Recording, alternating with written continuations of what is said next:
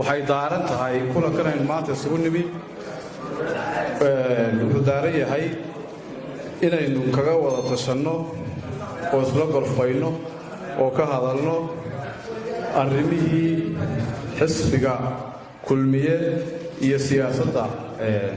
guud ahaan Somaliland. dadka halkan isugu yimi waxay ka soo jeedaan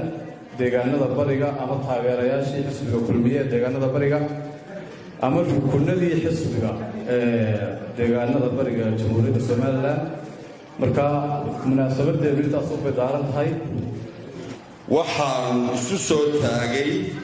inaan madaxweynaha jamhuuriyadda mudane Muuse Biixi Cabdi fariintayda ku ekeeyo. waxa weeye madaxweyne, annagu waxaanu nahay xisbiga kulmiye, waxaanuna nahay dadkii ku doortay ee istacabka weyn ku geliyey ee kartidooda iyo aqoontoodaba kursiga kuugu boobay ee kugu saaray baanu nahay. afkoodaan ku hadlayaa. scientifically haddaan caddeeyo cidda aan afkooda ku hadlayo waa habar jalo.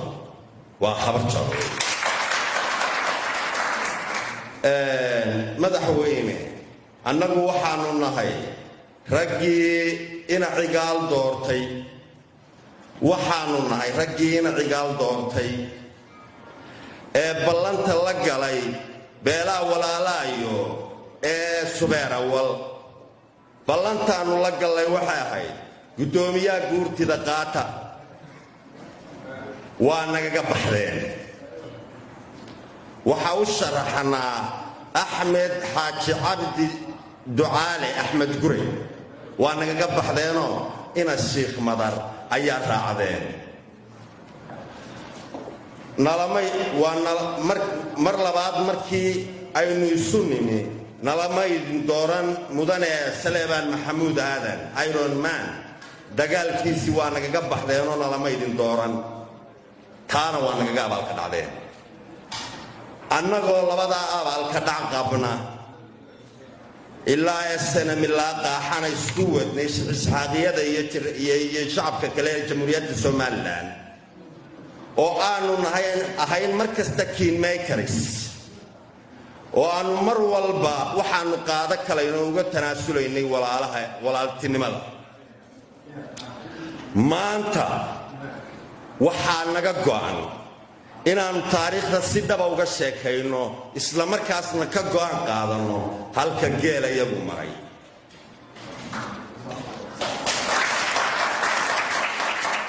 waxa weeye heesaa geela waxaa ku jirta mudane madaxweyne, sportiskana waxbaad ku fahantaa, heesaa geelana waxbaad ku fahantaa. heesaa geelana waxbaad ku fahantaa, sportiskana waxbaad ku fahantaa. geela waxaa loogu heesaa leeday laagaha loolimaad sare aar lamaan iyo libax kuma dhigo oo lug kuma jaro baa loogu heesaa geela. madaxweyne, waxaa kaloo geela loogu heesaa wiilal dhaladaa intay dhaarteen dhoombir qaateen dhuuxa webiga iyo dhanaan ugu tegay oo ka soo dhuray. waa saymo ciyaaraa geela iyo dowladduna waa isku mid. waxaan madaxweyne halkan kaaga soo jeedilayaa waxaad haddana ballantaad ka baxday tahay shirkii Green Plaza 100 qof baa joogay oo aqoon-yahano iliidka ummadda oo heshiis baad ku gashay oo ah xisbiga markaan guulaystaan dhiibaya. waad ka baxday. waxaad kaloo ka baxday 500 oo qof shirkii ahaa iliitiska ama madax dhaqameedka beelaha habar jeclo iyo awal oo isugu yimi Plaza. heshiiskaana waad ka baxday. waxaad kaloo madaxweyne si dhaqsaa tallaabooyin dagaal oo diiran oo aad moodo inaad lagu xabaalataa lagu xiniyo taabalay uga qaaday dhammaan ganacsatadayada. shidaal hadday sidaan baddaa tiri istaaga ma shubaysaan. hadday beeyo dhoofiyaan waxaad tiri ma dhoofilaysaan. hadday warshada samaylayaan waxaad tiri ma samaylaysaan. hadday badeecad kala wadeen waxaad tiri ma samaylaysaan. mid walba waxaana la weydiin jirin ayaad naga weydiisay. mala waanadna garanayn. waxaan kuu soo jeedinayaa madaxweyne tala bixin anigoon tala bixin baan kuu soo jeedinayaa hadalka kugu tiiqtiiqsamaayo oo kugu tiigaali maayo oo kugu taagsan maayo waxaanse kuu soo jeedinayaa tala bixin tala bixintu waxay tahay shirka kulmiyana dib isaga dhig reer kulmiyana turxaan bixin u samay waa haddii aad tahay madaxweynaha jamhuuriyadda Soomaaliland ee xisbiga kulmiye dhalay madaxweyne waxaanu nahay annagoo kursigayna cigaal u difaacaynay raggii dhiigga faraha geliyey ee dhiigga tolkood faraha geliyey baanu nahay taasna malaama xusuusnidin annagu mid walba waa xusuusanahay waxaanu arkaa raggii aanu dhiiggooda faraha gelinay sidii hogaamiyaha hore sheegay inay u arkayeen arrintaa caado rag iyo walaaltinimo sulb dhex gashay nin raga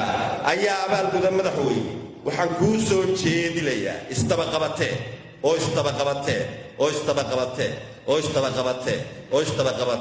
oo xisbiga kulmiye kama tanaasulayno doonistiisa xisbiga kulmiye taladiisa badka soo dhig wasalaamu calaykum waraxmatullaahi wabarakaatu waxaan halkan farriin u marinayaa madaxweynaha qaranka mudane madaxweyne dhallinyaradii shaqaalaha dowladda ahayd ee u soo halgartay sidii aad madaxweynaha u noqon lahayd shalay ee lagu bogaadinayay halgankaas waa la wadeeriyey taas beddelkeeda waxaa la dallacsiiyey shaqaalihii dhallinyaradaas la midka ahaa ee caadaystay aflagaadaynta mas-uuliyiinta xukuumaddiisiina iyo mas-uuliyiinta xisbiyada mucaaradka waxaynu maalin kasta aragnaa iyadoo dad muwaadiniin ah sifo aan sharciga waafaqsanayn looga saarayo liiska shaqaalaha dowladda ee bayroolka dadkaas oo lagu beegsado arrimo la xidhiidha fikirkooda iyo haybtooda waxaannu ka xunnahay in muddadii aad talada haysay ay hay-addii shaqaaluhu isu beddeshay hay-ad wardoon oo ku foogan dabagalka waxay shaqaaluhu ka hadlaan ama ay qoraan hay-addii loo abuuray inay xuquuqda iyo xorriyadda shaqaalaha ilaaliso waxaad ka dhigtay qalab aad u adeegsato caburinta iyo cagajuglaynta iyo cabsigelinta shaqaalaha dowladda mudane madaxweyne waxaannu ka xunnahay in aannu maanta arkayno sida ay naftu uga sii gurmayso dowladnimadii horumarrada isdabajoogga ah ku naaloonaysay iyo ididiiladii shacabka ee samada ku shareernayd si taas la mid ah waxaannu ka xunnahay in aannu arkayno xisbigii weynaa ee taageerada ummadda Somaliland xooggeeda hantiyey islamarkaasna saddexdii doorasho ee u dambeeyey 2010 iyo 2017 guulaha waaweyn soo hooyey oo aad cagta u saartay dhabbihii kalitarisnimada iyo kalitoocsiga jidkii haydaarta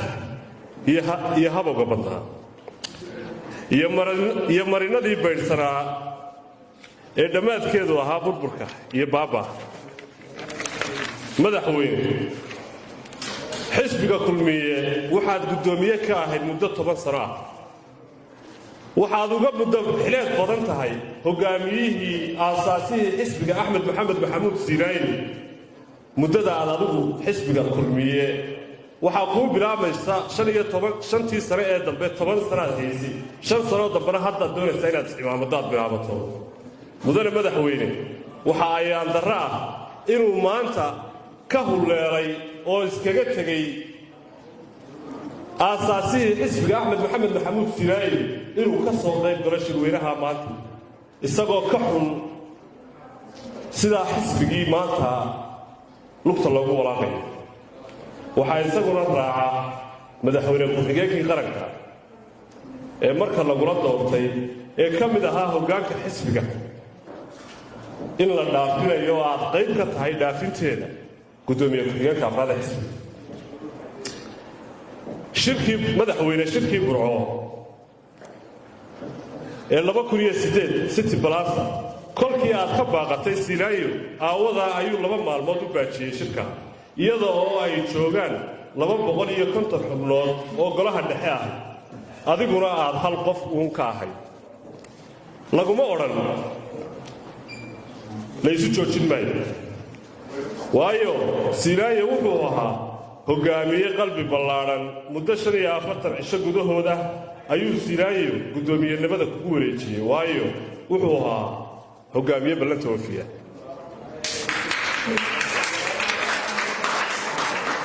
madaxweyne ballantii wareejinta xisbiga ee aad dhowrka jeer madalaha loo dhanyahay ku gashay ma aha wax kaaga hadhaya isdiidsiin kagamana baxsan kartid jawaab dafiraad ah oo aad hadba mid shaqaalahaaga dhagaha nugulah aad u soo dhiibtid madaxweyne xuurtaysiga xisbiga iyo afduubka aanad u aabbayeelin waannu u jeednaa ee waxaannu ku leennahay waxaad ka hesho cidna waxbaa ka sini waxaannu hubnaa inaad ballantaas garawsan doontid maalin maalmaha ka mid ah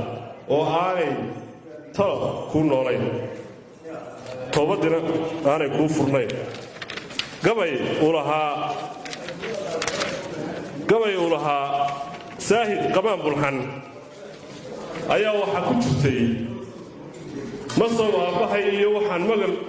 magan ka soo gaadhay ragga waxaan ku maamuli ama ku maamuusi mase inaannu nahay oo talo meerta noo tahay tolliima meerta noo tahay masallaha ninkaan ii dhigayn midig ma saaraayo ninkii aniga iga maarmi kara uma muraad yeesho sidii koran xiniyaha la muday uma malownaado wabilaahi towfiiq intaas mudana madaxweyne waxaan leenahay haddaan nahay dadka ka soo jeeda deegaanada bariga somalilan gaar ahaan beesha habar jeclo waxaa lagu siiyey codka waxaa lagu raadiyey hiil iyo hoo waa lagu hagar baxay wax waloo halkaa lagu gen karay waa lagu geeyey laakiin tii dabadeed waxaa maanta la taagan yahay in xukuumaddaadii muddo 3 sanno ah ay dhammaysatay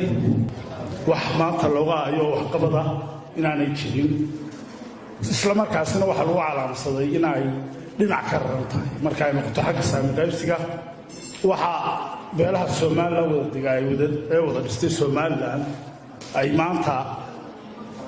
ay ka wada qatan yihiin badidu kuwa darafyaduna habakisi xag jiraane saami qaybsigii xukuumadda waxaa boqolkiiba 45 xukuumaddaadu aad ku magacaawday boqolkiiba 45 digreetooyinkii xukuumaddaada waxa aad u sadbushiisay beesha ay iyagu ka hadlayaan saami qaybsi amaba ay ka hadlayaan cabashadoodii marka aad tahay madaxweynihii dalka u sameeyey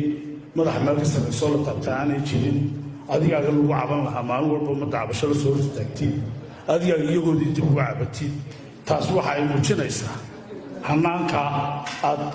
doonaysid in wax ay ku dambeeyaan amaba ay wax ku dhammaadaan dhammaantooda tahay beelweyntii ama labeentii somalilan runtiina waa quwadda ugu weyn aynu odhan karno somalilan laakiin muuse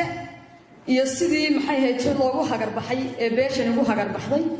ee somalilan loo dhaafiyey iyo asxaabtii la tartamaysay iyo sidoo abaallaawa u noqday baan ka hadlayaa run ahaantii muuse biixii